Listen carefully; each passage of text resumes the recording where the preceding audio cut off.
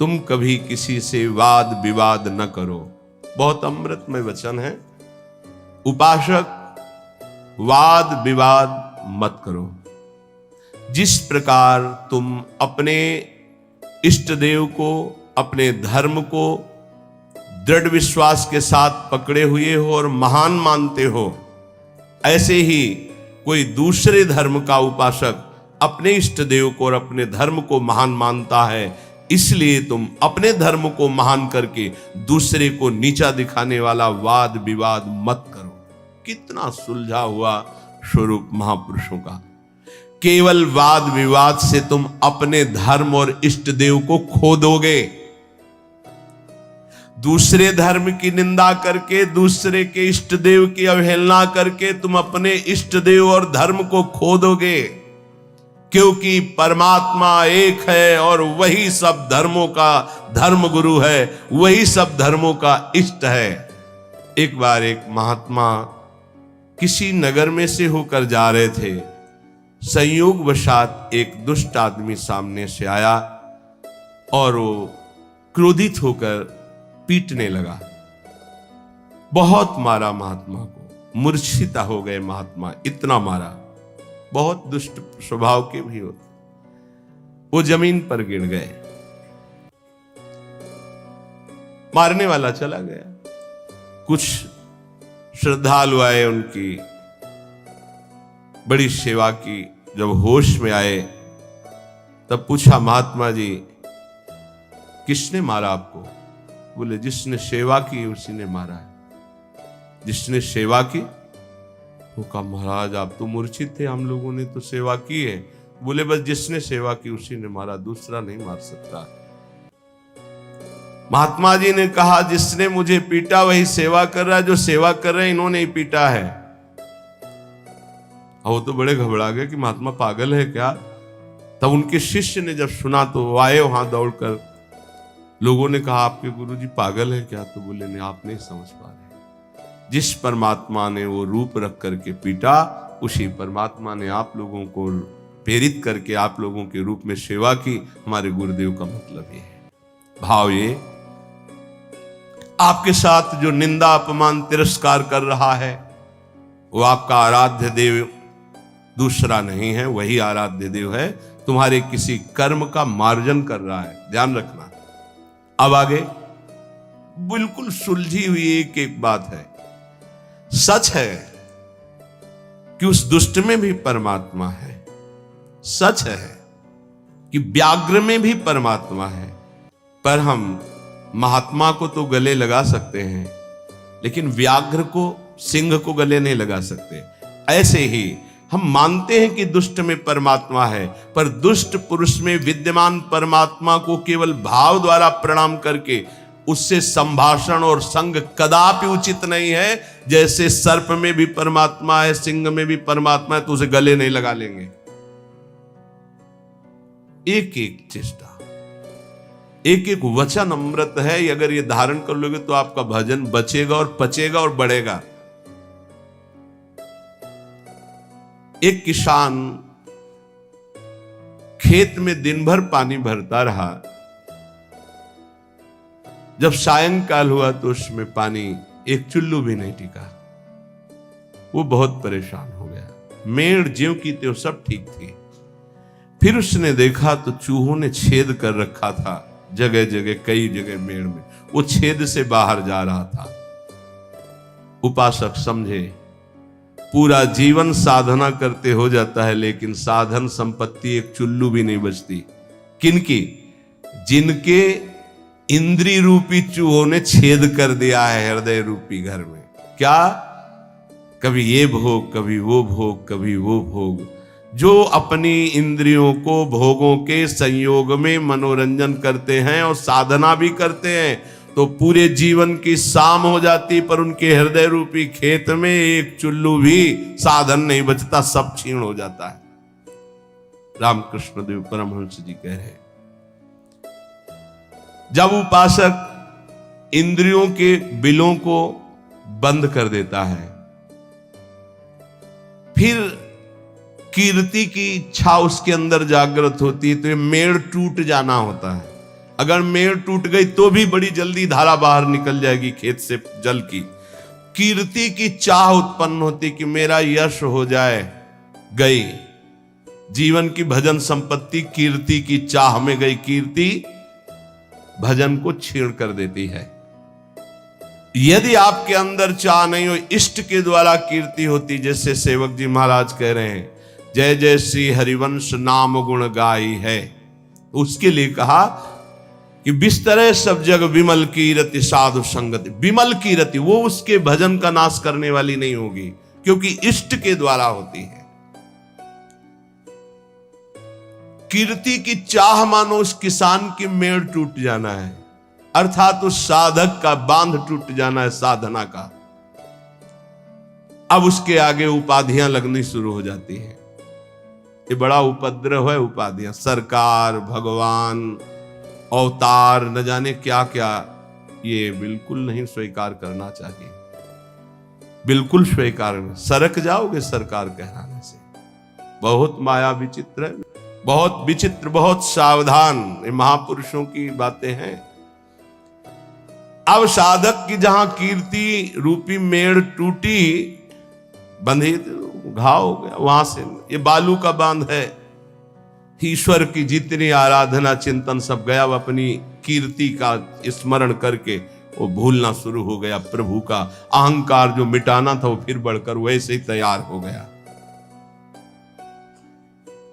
इसीलिए जन्म भर उपासक को सावधान रहना चाहिए, ना इंद्रियों की विलासता और ना कीर्ति और ना किसी तरह की सिद्धि की वृत्ति। सिद्धि भी बहुत बाधक होती है, भगवत प्राप्ति में बहुत बाधक। मन की बात जान, दुनिया का सब एक से एक अलग अलग क्षेत्र सामने का, एकाग्र दृष्टि से देख के संकल्प कर हिल नहीं सकता एक कदम। जैसा चाहे जितना हो उसकी आज्ञा का पालन करेगा ही करेगा। ऐसी बहुत सी, वे तो गुरुजनों की कृपा से इन खाइयों को नांगा जाता है। बिल्कुल दैन्य, बिल्कुल दैन्य। भरी सभा में नीच पुरुष द्वारा पिट जाने पर भी किसी भी तरह का कोई भी भागवतिक प्रभाव न प्रकट करना, साधारण आदमी की तरह शांत एकदम, ये असाधारण क्षमता होती है। क्यों सह जाए सामने वाला जब इतना कर रहा? भगवान ने हमको तेज दिया, बल दिया है, क्यों सह जाए? बोले एक भाई अपने मुखौटे को लगाकर सिंह का और अपने घर में गया तो घर वाले एकदम भयभीत हो गए, लेकिन उसकी बहन ने उसको मुखौटा लगाते हुए देखा था। वो नजदीक गई और मुखौटे में एक थप्पड़ हुआ, चल, और उतार के रख दिया। रामकृष्ण परमहंस देव जी के समझे, ये कोई निज जन, निज संबंधी देख पाएगा कि इन मुखौटों में और कोई नहीं, मेरा प्रिय है, प्रीतम है, दूसरा कोई नहीं। ये जो गाली दे रहा है, जो अपमान कर रहा है, जो पीट रहा है, वो मेरा प्रीतम है जिसकी मैंने आराधना की है। वो किस लिए पीट रहा है? जैसे कुम्हार अपनी मटकी को पीट के देखता है, ठीक है, खरी है, कहीं से फूटी नहीं है, मजबूत है, इतना वार सह सकती है, तैयार रहो। भगवान ऐसा लीला करते हैं, पक्का अपनी मटकी को बजवाते हैं, बड़े जोर से बजाते हैं। जैसे कुंभकार बाजार में मटकी रखता है, सिक्के से बजाता है, हाथ से बजा के दिखाता है, फिर कहता है इतने रुपए की है। ऐसे भगवान अपने भक्त को विश्व में दिखाते हैं, देखो कितना सहनशील है। मुखौटा कोई भी हो सकता है, ध्यान रखना, मुखौटा कोई भी हो सकता है, पहचानना आपको है। घर वाले भयभीत हो गए, लेकिन बहन भयभीत नहीं हुई, क्योंकि उसने देखा मेरा भाई मुखौटा लगा रहा सिंह का। ऐसे ही संबंधी जो भगवत संबंध, दास्य, सख्य, वात्सल्य, कांता, सहचरी, वो जान रहा है कि मेरा प्रीतम ये मुखौटा लगा के बदल के आया है और मुझे गाली दे रहा, मेरा अपमान कर रहा है। नहीं, मैं डरने वाला नहीं, मैं समझ गया मेरा प्रीतम है। कोई भी भय उसे स्पर्श नहीं कर सकता। एक दिन एक सरकारी आदमी पिस्तौल रखता था और बहुत विलंब से आया। पत्नी ने कहा तुम इतना विलंब से क्यों आए? रोज तो इतने समय आ जाते थे, इंतजार करते हुए इतना समय। उसका समय हो जाता है। कैसे हो जाता है? बोले ऐसे हो जाता है। पिस्तौल निकाली, गोली भरी और उसकी कनपट्टी में लगाई। तो ये सब दूसरों को धमकियां दिया करो। बोले असली गोली है, पिस्तौल है, तुझे भय नहीं लग रहा? बोले बिल्कुल पाई भर नहीं लग रहा। क्यों नहीं लग रहा? तुम मेरे प्रीतम हो, ऐसा कर ही नहीं सकते। ऐसे ही भक्त वो संपूर्ण चर जगत में अपने प्रीतम को सर्वान वस्तुतया निरीक्ष परम स्वाराध्य बुद्धिर्मम, वो भयभीत नहीं होता। शरीर को पूरा होना है तो उसी क्षण होना है, जैसे होना है, जिस विधान से होना है, मेरे प्रीतम उसी विधान का प्रयोग करेंगे, पर होंगे मेरे प्रीतम। सर्वस्व हरण करने वालों में मैं मृत्यु हूं, भगवान श्री कृष्ण कहते हैं। अब हमारे पास और कौन रह गया? मृत्यु रूप में भी तो प्रीतम ही आएंगे, और कौन आएगा? इसलिए जो सर्वत्र मुखौटे से हट करके दर्शन करता है, ये मुखौटे किनके हैं? बनावटी हैं। इनमें जो है वो है कौन? मेरा प्यारा सर्वान वस्तुतया। क्रूरापि पापिनो, जो क्रूर हैं, पापी हैं, वो मुखौटा केवल ऐसा है, अंदर उनके परमात्मा बैठा है। हमें मुखौटा नहीं देखना, हमें अंदर। रामकृष्ण परमहंस देव जी की वाणी, वो कह रहे हैं उस उपासक को कभी भय नहीं होता, कभी घबराहट नहीं होती, कभी डर नहीं होता, कभी अशांति नहीं होती, कभी दुख नहीं होता, जो सर्वत्र मुखौटे से अलग देखता है। इन मुखौटे से अंदर एकमात्र परमात्मा, कोई स्त्री का मुखौटा, कोई पुरुष का, कोई महात्मा का, कोई दुरात्मा का, कोई मूर्ख का, कोई विद्वान का, पर है अंदर एक ही परम तत्व। पानी और बुलबुला कोई अलग चीज नहीं है। बुलबुला पानी में ही उठता है, पानी में ही तैरता है, और पानी में ही फूट कर पानी बन जाता है। ठीक ऐसे ही परमात्मा में ही जीवात्मा प्रकट होता है, परमात्मा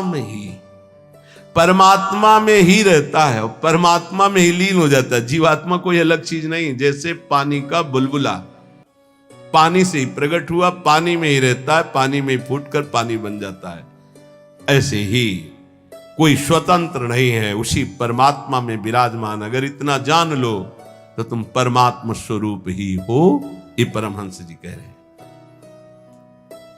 देखो, रेलगाड़ी का इंजन वेग के साथ चलकर ठिकाने पर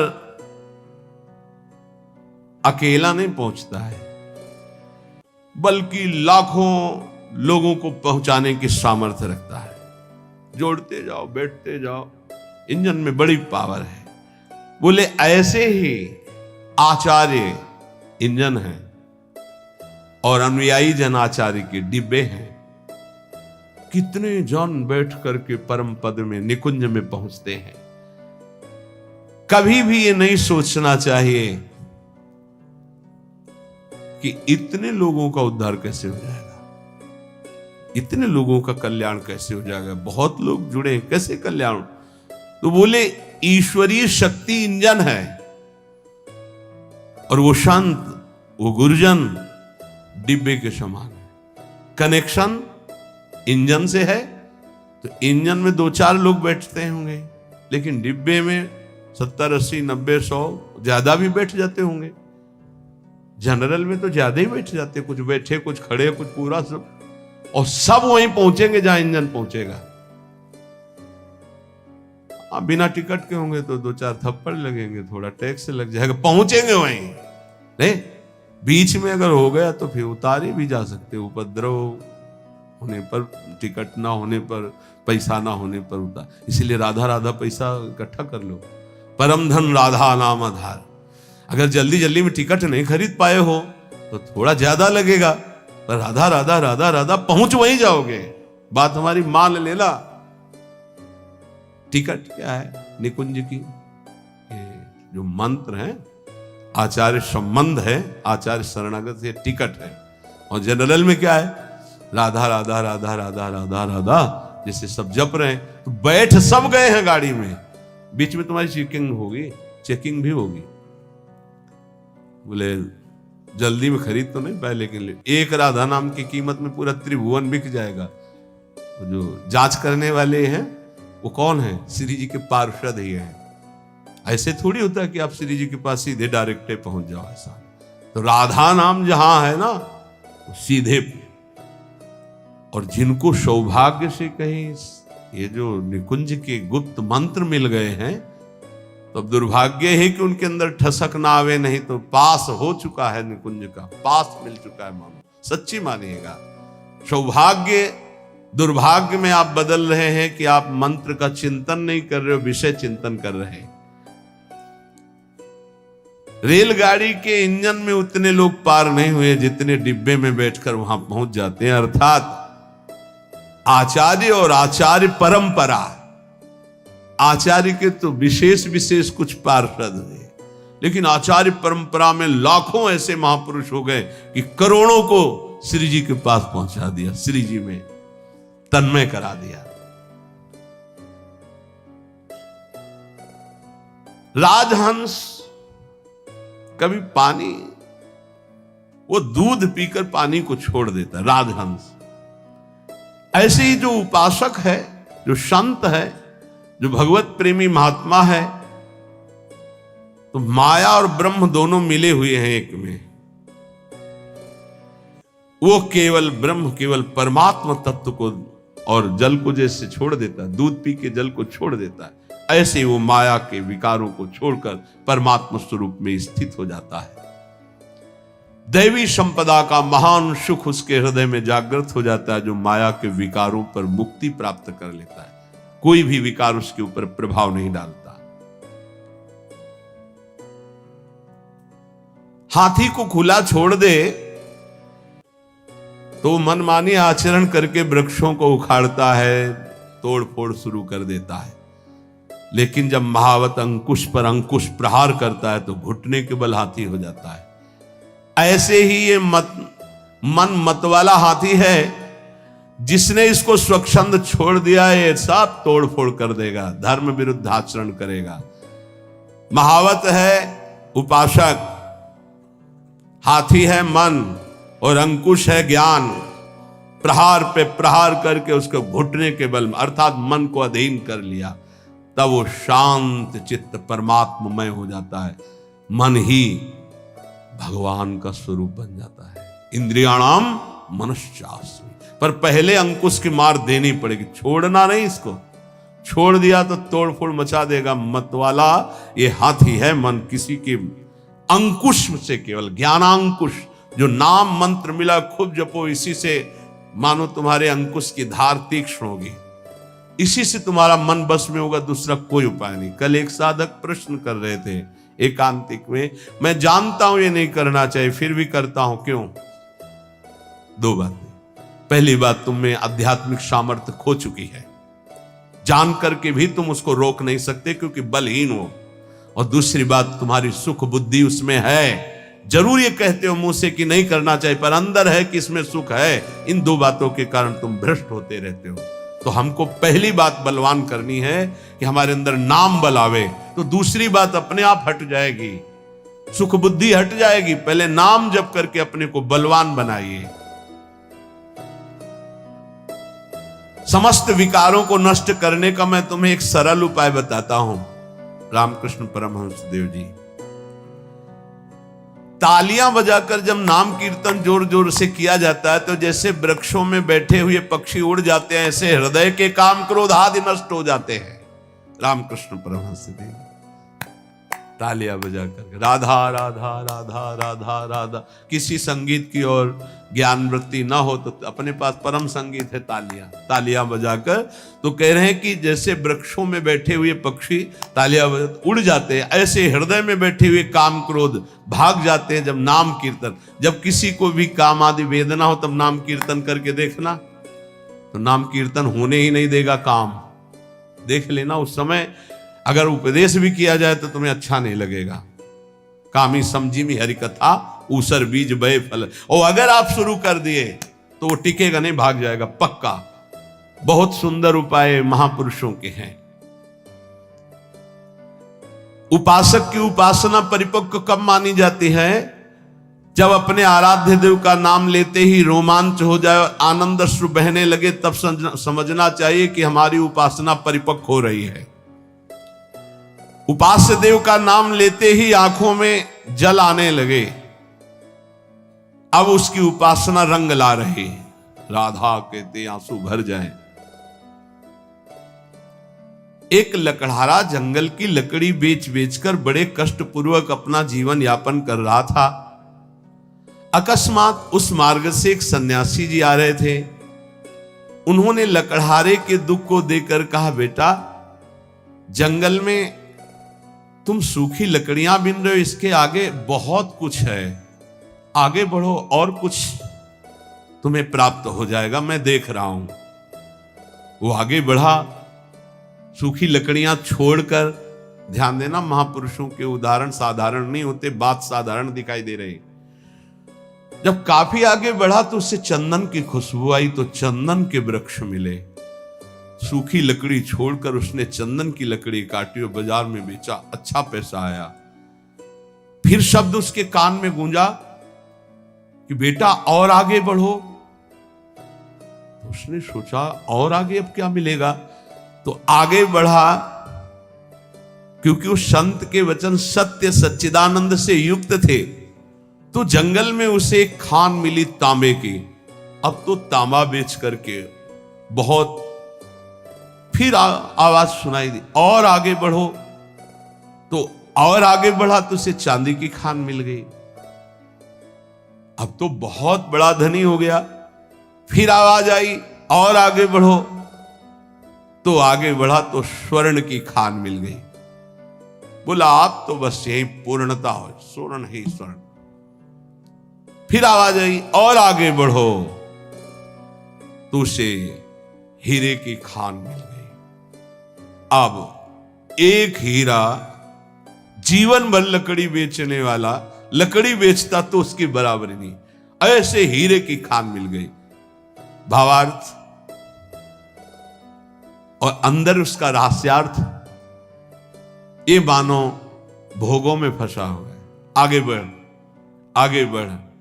जैसे जैसे वह अध्यात्म की तरफ बढ़ता है, नाना प्रकार के दिव्य सुख, और आगे बढ़ सिद्धियों के सुख, और आगे बढ़ भावात्मक सुख, शांत सुख, दास्य सुख, वात्सल्य सुख, कांता सुख, सहचर्य, अपूर्ण महामाधुर्य रस में स्थित। हमें जब तक भूमा सुख न मिल जाए तब तक रुकना नहीं, आगे बढ़ते रहना है। अल्प सुखों का भोक्ता भूमा सुख का अधिकारी नहीं होता। यदि संत की बात मानकर लकड़ी बेचना काम बंद न करता तो आगे नहीं बढ़ पाता। आवाज आती रही आगे बढ़, तो फिर चंदन, फिर आगे बढ़ा तांबा, फिर आगे बढ़ा चांदी, फिर सोना, फिर हीरा, अर्थात एक से एक दिव्यताएं, आप ज्ञान की सुंदर भूमिकाएं, भक्ति की सुंदर दिव्य भूमिकाएं, इनको क्रॉस करते थे। अल्प सुख साधना का मिले उसी में तृप्त हो गया, वो महान सुख को नहीं प्राप्त कर सकता। श्री रामकृष्ण परमहंस जी कहते हैं, लकड़हारे की तरह छोटी सी साधना के सुख को पाकर तृप्ति का अनुभव मत करो। ज्ञान का समुद्र लहरा रहा है आध्यात्मिक क्षेत्र में, और उस ज्ञान के परम धनी बनकर स्वयं भगवत स्वरूप हो जाओगे। देखो, एक छोटे पौधे की रक्षा उसके चारों ओर घेरा बना करके की जाती है, नहीं तो बकरी चर जाएगी। और वही पौधा जब बड़ा हो जाता है, वृक्ष रूप हो जाता है, तो सैकड़ों बकरियों का पेट भर जाएगा, उसकी छाया में रहेंगे, उसका कुछ नहीं बिगड़ेगा। ऐसे ही जब भक्ति का छोटा अंकुर निकले तो कुसंग रूपी बुरी संगति रूपी बकरी से बचना। बकरी का चरा हुआ छोटा पौधा किनगा बहुत ही मुश्किल देता है, क्योंकि डंठल भर रह जाता है, वैसे चुन लेती है। अर्थात यदि बुरी संगति हो जाए नए भगत को, तो पूरी भक्ति को ही वो नाश कर देगा, पूरा का पूरा नाश कर देगा। वो आप देख लो, आंखों के सामने दिखाई देता है। जब तुम्हारे हृदय में भक्ति, तो साधु संगति रूपी बाढ़ के अंतर्गत रहना। साधु संगत करे अनुदिन राति, अर्थात संतों के वचनों में केवल रहना, बस दूसरे की बातें मत सुनना, नहीं तो वो बकरी है, चर जाएंगी, किनगा भी नहीं निकलेगा दोबारा भक्ति का। ऐसे कितने उदाहरण जीवन में देखे हैं कि बड़े भाव से चलना चाहते थे, लेकिन भारी कुसंग हो गया, नष्ट हो गए, भारी कुसंग। जब वही भक्ति वृक्ष रूप हो जाएगी तो हजारों लोग नीचे आनंदित होकर विश्राम करेंगे, कुछ फर्क नहीं पड़ता, फिर निंदकों का कोई प्रभाव नहीं पड़ता। पर पहले भक्ति को वृक्ष रूप बढ़ने दो। ये कुवासना में लिप्त भोगी पुरुष, संसारी पुरुषों का संग जहर है। अगर इनका संग हुआ तो भक्ति का पौधा नष्ट हो जाएगा, ध्यान रखना। ये दुर्जन भेजे जाएंगे तुम्हारे पास, दुर्जन जो भक्ति को नष्ट करने वाले हैं, पर तुम इनका संग मत करना तो तुम्हारी भक्ति वृक्ष रूप हो जाएगी। बहुत जोर से प्रभाव पड़ता है दुर्जनों का।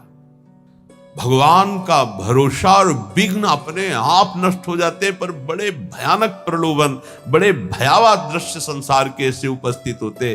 तो कह रहे कि ये तुम्हारे पास भेजे जाएंगे, भगवान से प्रेरित होकर भेजे जाएंगे, वो भेजेंगे। अब क्या भूमिका है, अब क्या भूमिका है? देखो, पत्थर चाहे सैकड़ों वर्ष पानी में पड़ा रहे, पर उसमें अग्नि उत्पादक शक्ति नष्ट नहीं होती। घर्षण करोगे पत्थर को तो अग्नि प्रकट कर देगा। ऐसे ही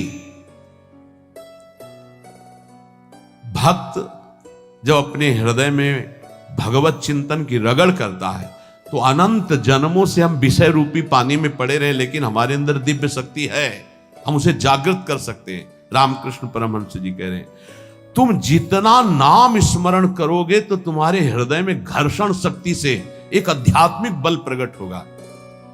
जैसे कई बार सत्संग में कहा, अगर ध्यान दिया हो, दो लकड़ियों के घर्षण से जैसे अग्नि प्रकट हो जाती है, ऐसे ही जवान और नाम के घर्षण से आध्यात्मिक शक्ति पर प्रकट होती है। राधा राधा राधा राधा राधा। जैसे सैकड़ों वर्ष पत्थर जल में पड़ा रहे तो इसका मतलब नहीं कि उसके घर्षण से चिंगारी नहीं होगी।